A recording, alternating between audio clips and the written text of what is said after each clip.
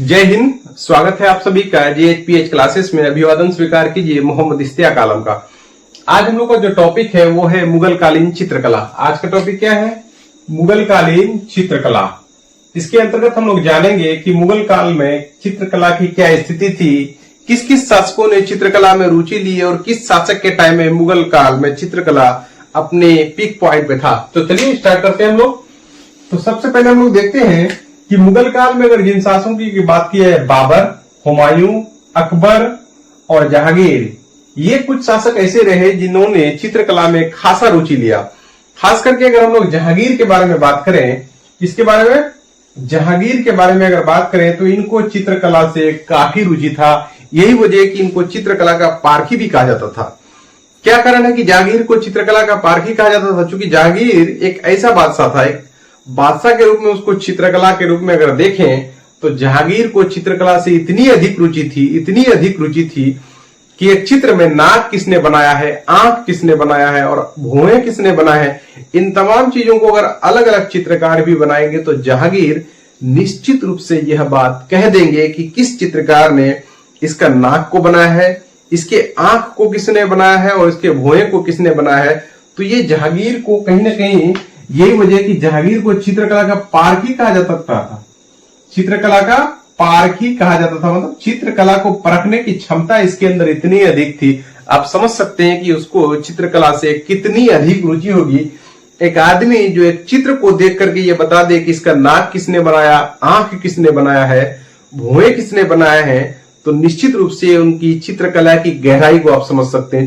तो बहुत अच्छे से आप समझ सकते हैं कि जहांगीर की चित्रकला को लेकर के क्या समझ थी। इसके बाद हम लोग देखते हैं हुमायूं को। आप देखिए, हुमायूं फारस से दो चित्रकार मीर सैयद और ख्वाजा अब्दुल समद को लेकर के आए थे। ख्वाजा अब्दुल समद को लेकर के आए थे। अकबर के दरबार से तो सब वाकिफ हैं। अकबर एक ऐसा शासक था तो अपने दरबार में विद्वानों, चित्रकारों, नवरत्नों से भर करके रखता था।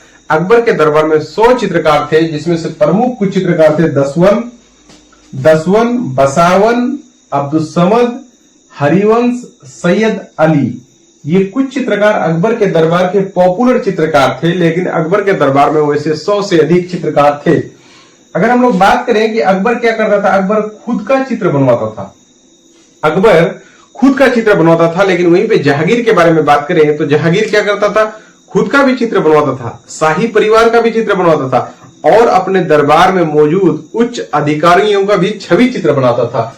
तो इस तरह से अगर हम लोग देखें कि जहांगीर के टाइम का जो है प्रमुख चित्रकार कौन था, अब्दुल हसन था, मंसूर था, बिसनदास था, मुराद था, मोहम्मद नादिर था। एक बार और देख लेते हैं। जहांगीर के दरबार का चित्रकार अब्दुल हसन, मंसूर, बिसनदास, मुराद और मोहम्मद नादिर, ये वो चित्रकार थे जो जहांगीर के दरबार का शोभा भी बढ़ाता था और जहांगीर के दरबार के प्रमुख चित्रकार थे। चित्र की क्या भूमिका है, इसको एक फ्रेज से एक आराम से आप समझ सकते हैं। A picture is better then in 1000 words, यानी एक तस्वीर जो है 1000 शब्दों से बेहतर है। अंग्रेजों के टाइम में भारत में जब रॉबर्ट क्लाइव आए थे तो वो अपने साथ एक चित्रकार लाया था। केवल इसलिए लाया था कि उस चित्रकार से ऐसे चित्र बनवाना जिसमें कि अंग्रेज डोमिनेट करता हुआ दिखे और अंग्रेजों का भौकाल मचा हुआ दिखे। अगर इसको हम लोग अभी की भाषा में कहें, भौकाल मचवाने के लिए उस तरह का चित्र बनवाता था। एक चित्र से आप समझ सकते हैं, बहुत सारी चीजों को समझ सकते हैं। देखेंगे आप कि आईने अकबरी में और अकबरनामा में अबुल फजल कहते हैं कि जब आईने अकबरी वो लिखते थे तो उसमें से चित्र के माध्यम से भी चीजों को स्पष्ट कर रहे थे वो।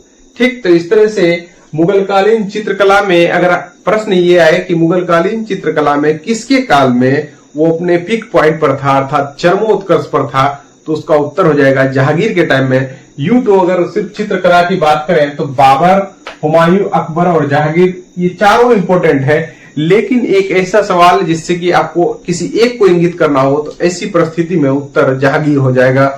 तो इस तरह से हमारे इस वीडियो को देखने के बाद अगर आपको कुछ भी लाभ हुआ हो तो आप हमारे चैनल JHPH क्लासेस अर्थात जीना है तो पढ़ना है को जरूर लाइक करें, शेयर करें, सब्सक्राइब करें। दीजिए हमें इजाजत, फिर हम नेक्स्ट वीडियो लेकर के आएंगे। तब तक के लिए धन्यवाद। जय हिंद।